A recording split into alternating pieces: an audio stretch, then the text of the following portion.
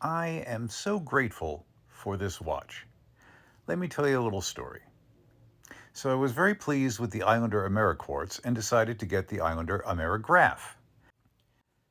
I got 10% off, but I would have saved even more money if Mark had let me know that there was going to be a Memorial Day sale.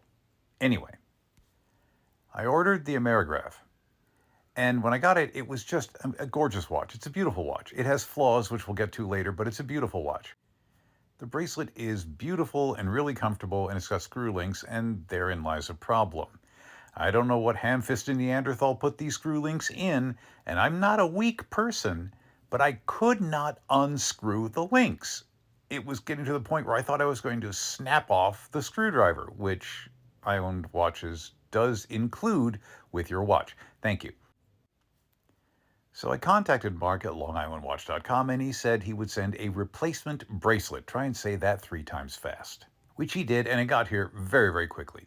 So just to be on the safe side, I tested some of the screws and they were removable, but I took the whole thing to my local watch guy so he would replace the bracelet, which he did. As he was replacing the bracelet, he mentioned that the replacement bracelet, I'm going to stop saying that, sat a little lower in the lugs than the original one. And I just tossed out an offhand comment, "Oh, I'll wait for perfection when I get a Rolex."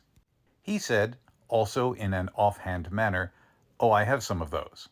I don't display them because there are crazy people out there. It's a small shop. It's on Ventura Boulevard in Sherman Oaks. It's a nice neighborhood, but I can understand how he wants to make sure that nobody decides to do a smash and grab. I will admit, I want a Rolex. Yes, I'm sorry, I want a Rolex. But then the question becomes, where does one buy one? Waiting lists, ADs, having to buy other Rolexes so you establish a relationship, or you go to Joma's shop, or you go to Bob's Watches. But in response to, the guy's name is Burge, and he's a great guy. So in response to Burge's statement, I said, well, when I win the lottery, I know where I'm going to buy one. And he said, yes, we'll figure out which one is good for you. Which brings us to the grateful part. I am actually grateful that I had a quality control issue with the bracelet, because I wouldn't have taken the replacement bracelet, there I said it again, to Burge to replace.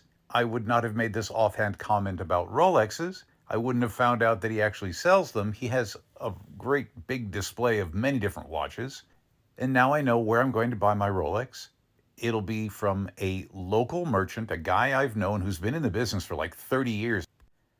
I still have to win the lottery or sell a script or have some windfall happen before I buy a Rolex, but now I know where I'm going to buy it. And if it wasn't for this issue and Mark sending me a wonderful, I wouldn't have found out about Burge having Rolexes. This is fantastic. I am so grateful to longislandwatch.com and Mark and this watch.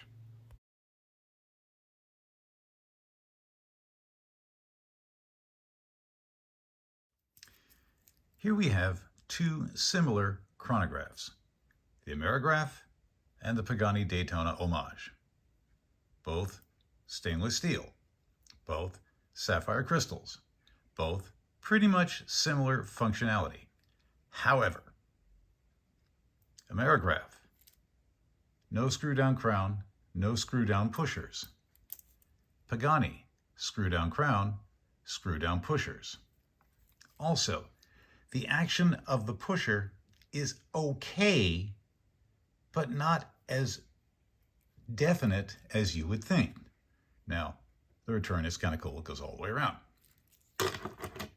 The Pagani, with the screw-down pushers, has a definite action. You know it started. You know it stopped. And it's a flyback. Now, both are rated at 100 meters of water resistance. However, with neither a screw-down crown or screw-down pushers, I'm not so sure.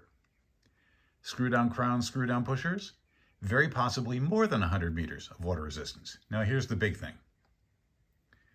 The Pagani is about a quarter of the price of the Amerigraph. Now, the Amerigraph is a great watch. Look at the design. It's really cool. I mean, it's beautiful. It's beautifully made. It's nice and solid. but is it worth 4 times as much as the Pagani? I got this for $70.07 on sale. It's about $100 right now. So even not on sale, it's a third the price. This is an American-made watch. This is a Chinese watch. I'm willing to pay a little bit more for American assembled, not American made, or are they the same? I'm not sure. I'm willing to pay more. But that much more?